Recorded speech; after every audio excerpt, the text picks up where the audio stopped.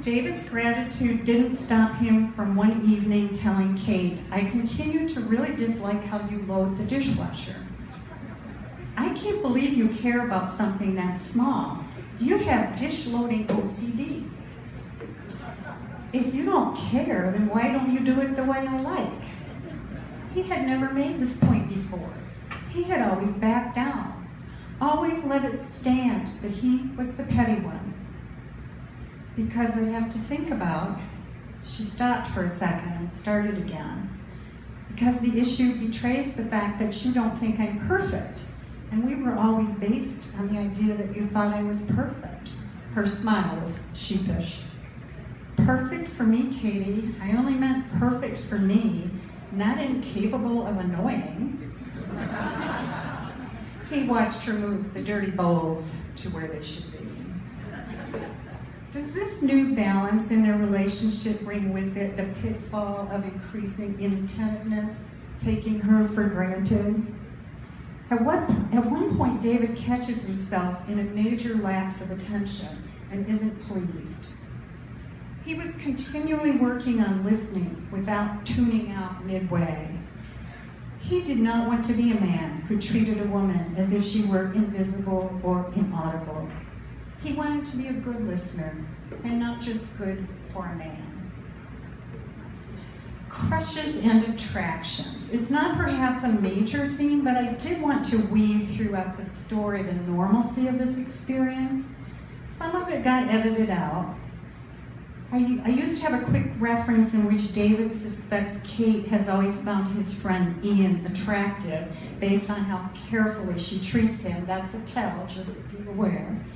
Jane's gay friend has a crush on David, which David never seems to notice and nobody fusses about.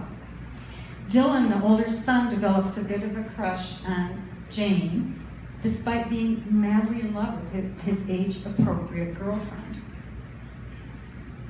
Being a faithful husband and a good person is both a natural part of David's character, but also something he works on. There are many temptations available in a university setting. University profs, all raise your hands here. No one's, oh, there's one. Okay. David is a historian, and he observes over the years the wreckage caused by affairs. To say that he appreciated without wanting wasn't a complete answer. It's what you tell your wife, but it's not the whole story. He had always been interested in the lifespan of crushes. His own, of course, were the only ones that he could follow confidently. There had been 3 since he and Kate got married. An interest in a colleague, then a neighbor, and the last, a friend's wife, all punctuating the first 20 or so years of their marriage.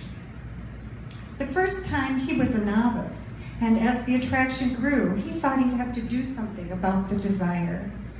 He thought the feelings had some authority, and that eventually he'd be under their command. But he didn't do anything, even though he was almost certain his interest was reciprocated. And he didn't do anything about the next 2 either. Sometimes he thought of each woman in turn when he was having sex with Kate, and he never felt guilty. That's what wives were for, he knew, to be the person you were with, thinking whatever thoughts you wanted while you weren't out wrecking lives. He learned that he didn't have to obey these odd, obsessive attachments. He just needed to be careful not to betray anything, not to pay too little or too much attention, not to make anyone else feel excluded from the light of the attraction.